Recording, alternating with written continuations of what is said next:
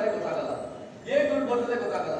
ಬೆಳಿಗ್ಗೆ ಎದ್ದೋಳಷ್ಟರಲ್ಲಿ ನಮ್ಮ ಬೀದಿಗಳೆಲ್ಲ ಕಟೌಟ್ ನಿಂತೋಗ್ಬಿಟ್ಟಿರ್ತದೆ, ಎಲ್ಲ ಕಟೌಟ್ ಹಾಕ್ಬಿಟ್ಟಿದೆ, ದುಡ್ಡು ಹಾಕ್ಬಿಟ್ಟು ಯಾರಕ್ಕೂ ಯಾವತ್ತೂ ನೋಡಿದ್ರು ದುಡ್ಡು ಕಟೌಟ್ ಆಗಲ್ಲ ಅಂತ ಇದಕ್ಕಿದಂಗೆ ಅವ್ನು ಕಾರ್ಯಕ್ರಮಗಳು ಮಾಡಕ್ ಶುರು ಮಾಡ್ಬಿಡ್ತಾನೆ, ಇದಕ್ಕಿದಂಗೆ ಎಲ್ಲರೂ ಆಹಾರ ಟ್ರೀಟ್ ಕೊಡಕ್ ಶುರು ಮಾಡ್ಬಿಡ್ತಾನೆ, ಇದಕ್ಕಿದಂಗೆ ಆರೋಗ್ಯ ಕ್ಯಾಂಪ್ಗಳು ಮಾಡಕ್ ಶುರು ಮಾಡ್ಬಿಡ್ತಾನೆ, ಇದಕ್ಕಿದಂಗೆ ಸಿನಿಮಾದವ್ರನ್ನ ಕರ್ಕೊಂಡು ಬಂದ್ಬಿಟ್ಟು ಕಾರ್ಯಕ್ರಮಗಳು ಮಾಡಕ್ ಶುರು ಮಾಡ್ಬಿಡ್ತಾನೆ. ನಮ್ಗೆ ಗೊತ್ತೇ ಇಲ್ಲ ಅವ್ನು ಎಲ್ಲಿದ್ದ, ಹೇಗಿದ್ದ, ಏನ್ ಮಾಡಿದ. ರಾತ್ರಿ ಮಲಗಬೇಕಾದ್ರೆ ಸೀರೆಲ್ಲ ಬೆಳಗ್ಗೆ ಎದ್ದೋಟದಂಗೆ ಕಟೌಟ್ ಮಾಡಿ ಬಂದ್ಬಿಟ್ಟಿರ್ತದೆ. ಆ ರೀತಿ ರಾತ್ರಿ ಹಣ ಬಂತು ಅಂತ ಹೇಳಿ ರಾತ್ರಿ ಉದ್ಭವ ಆಗುವಂತ ನಾಯಕರುಗಳಿದ್ದಾರೆ. ನಮಗೆ ಇತ್ತೀಚಿನ ದಿನಗಳಲ್ಲಿ ಜಾಸ್ತಿ ಆಗ್ತಾ ಇದೆ, ಅದು ನಾವು ಆತಂಕ ಪಡಬೇಕಂತ ವಿಚಾರ. ಇನ್ನು ಮೂರನೇ ವರ್ಗದ ನಾಯಕರುಗಳಿದ್ದಾರೆ, ಜನರ ನಡುವಿನಲ್ಲೇ ನಾಯಕರಾಗಿ ಉದ್ಭವ ಆಗುವಂತ ನಾಯಕರುಗಳು ಪಟ್ಟಿದೆ. ಅಂತಹ ಮೂರನೇ ವರ್ಗಕ್ಕೆ ಸೇರಿದವರೇ ಚಲುವರಾಯಸ್ವಾಮಿ. ಜನರ ನಡುವೆ ಜನರ ಪರವಾಗಿ ಹೋರಾಟ ಮಾಡಿ, ಜನರ ಬಗ್ಗೆ ಚಿಂತನೆ ಮಾಡಿ, ಜನರ ನಡುವೆ ಎಂದು ಒಂದು ನಾಯಕರಾದಂತವರೇ ಚಲುವರಾಯಸ್ವಾಮಿ.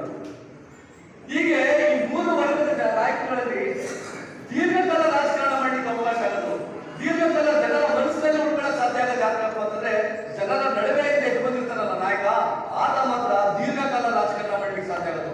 ಅಂತ ನಾಯಕರುಗಳಿಗೆ ಸೋಲು ಹೆಚ್ಚು.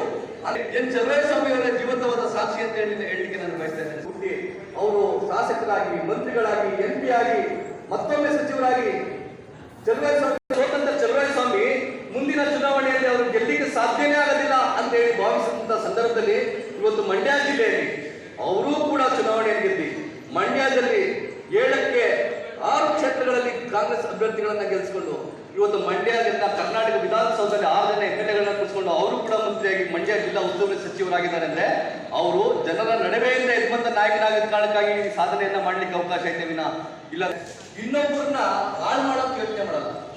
ಇನ್ನೊಬ್ರು ಸೋಲು ಕಾರ್ಯಕ್ರಮ ಮಾಡಕ್ಕಾಗುತ್ತಾ, ಮಂಡ್ಯಗೆ ಯಾವ್ದಾದ್ರು ಕಾಲೇಜ್ ತರಕ್ಕಾಗುತ್ತಾ, ಮಂಡ್ಯಗೆ ಏನಾದ್ರು ಹೊಸ ಸಕ್ಕರೆ ಕಾರ್ಖಾನೆ ತರಲಿಕ್ಕೆ ಸಾಧ್ಯ ಆಗುತ್ತಾ, ಇಲ್ಲೇ ಮೂಲಭೂತ ಸೌಕರ್ಯ ಈ ತರದ್ದು ಯಾವಾಗ್ಲೇ ಕೂತ್ಕೊಂಡು ಕೂಡ ಅಭಿವೃದ್ಧಿ ಬಗ್ಗೆ ಮಾತಾಡ್ತಾರೆ ವಿನ ಜನರ ಸಮಸ್ಯೆಗಳ ಬಗ್ಗೆ ಮಾತಾಡ್ತಾರೆ ವಿನ ಅವ್ರಿಗೆ ಈ ರಾಜಕಾರಣ ಅವ್ರು ಮಾಡ್ಲಿಕ್ಕೆ ಬರೋದಿಲ್ಲ. ಮಂಡ್ಯ ಹಾಗೆ ನೋಡಿದ್ರೆ ಮಂಡ್ಯದ ರಾಜಕಾರಣವನ್ನು ಹಾಗೆ ನೋಡೋದಾದ್ರೆ ಮಂಡ್ಯ ವಿಶ್ವಾಸದ ರಾಜಕಾರಣಕ್ಕೆ ಹೆಸರಾಗುತ್ತದೆ, ಮಂಡ್ಯ ಗಟ್ಟಿತನದ ರಾಜಕಾರಣಕ್ಕೆ ಹೆಸರಾಗುತ್ತದೆ, ಮಂಡ್ಯ ಮುಂಚೆ ರಾಜಕಾರಣಕ್ಕೆ ಹೆಸರಾಗುತ್ತದೆ, ಮಂಡ್ಯ ಹಿರಿತನ. ಆದ್ರೆ ಇತ್ತೀಚಿನ ದಿನಗಳಲ್ಲಿ ಮಂಡ್ಯ ದ್ವೇಷದ ರಾಜಕಾರಣ ಕಡೆ ತಿರುಗ್ತದೆ, ಹಸುವೆಯ ರಾಜಕಾರಣ ಕಡೆ ತಿರುಗ್ತಾ ಇದೆ, ಸಮಯ ಸಾಧಕತನದ ರಾಜಕಾರಣಕ್ಕೆ ತಿರುಗ್ತದೆ, ಅವಕಾಶವಾದದ ರಾಜಕಾರಣಕ್ಕೆ ತಿರುಗ್ತಾ ಇದೆ ಅಂತ ಮಂಡ್ಯಗೆ ಕಳ್ಕೊಂಡಿರುವಂತ ಬಂದಿರುವಂತ ಕಳಂಕ, ಮಂಡ್ಯ ಕಳ್ಕೊಂಡಿರುವಂತ ಮಹತ್ವ ಮತ್ತೆ ಜೀವಂತವಾಗಿ ಬರಲಿಕ್ಕೆ ಸಾಧ್ಯ ಆಗುತ್ತೆ ಅಂತ ಹೇಳುವಂಥದ್ದು ನನ್ನ ಅಭಿಪ್ರಾಯ. ಬಹುಶಃ ರಾಜ್ಯದಲ್ಲಿ ಬಹಳಷ್ಟು ಜನ ನಾಯಕರುಗಳನ್ನ ನಾವು ನೋಡಿದ್ದೇವೆ. ನಾನು ಹೆಚ್ಚಿಗೆ ಮಾತಾಡಲಿಕ್ಕೆ ಹೋಗೋದಿಲ್ಲ, ಬಹಳಷ್ಟು ವಿಚಾರಗಳಿದ್ದಾವೆ ರಾಜಕಾರಣದ ಬಗ್ಗೆ ಮಾತಾಡಲಿಕ್ಕೆ. ಇವತ್ತು ಮಂಡ್ಯ ಈ ನಾಡಿನ ಅನೇಕ ಮುತ್ಸದಿ ರಾಜಕಾರಣಿಗಳನ್ನ ಕೊಟ್ಟಂತ ನಾಡಿದು, ಅತ್ಯಂತ ಪ್ರಭಾವಿ ಹೋರಾಟದ ಹಿನ್ನೆಲೆ ಇರುವಂತ ರಾಜಕಾರಣಿಗಳನ್ನ ಕೊಟ್ಟಂತ ನಾಡಿದು. ಮಂಡ್ಯ ಅಂತಂದ್ರೆ ಇಡೀ ಕರ್ನಾಟಕ ಈ ಕಡೆ ತಿರುಗಿ ನೋಡುವಂತ ರಾಜಕಾರಣವನ್ನ ಮಾಡಿ ಸಾಕ್ಷಿಯಾಗಿ ಹೋಗ್ತಾರೆ ಮಂಡ್ಯ. ನಾವು ಬಹುಶಃ ಇಬ್ರು ಮುಖ್ಯಮಂತ್ರಿಗಳನ್ನು ಕೂಡ ಮಂಡ್ಯದಿಂದ ಕೊಟ್ಟಿರುವಂತದ್ದಾಗಿ ಟೀಕೆ ಮಾಡೋರಲ್ಲ, ಅವರ ಸ್ಟೇಟ್ಮೆಂಟ್ಗಳನ್ನ, ಅವರ ಆಡಳಿತದ ದೂರದೃಷ್ಟಿಯನ್ನ ನಾವು ಗಮನಿಸ್ತಾ ಬಂದಿದ್ದೀವಿ. ಅಂತಹ ಒಬ್ಬ ಮುತ್ಸದಿ ನಾಯಕರನ್ನ ಕೊಟ್ಟಂತದ್ದು ಮಂಡ್ಯ.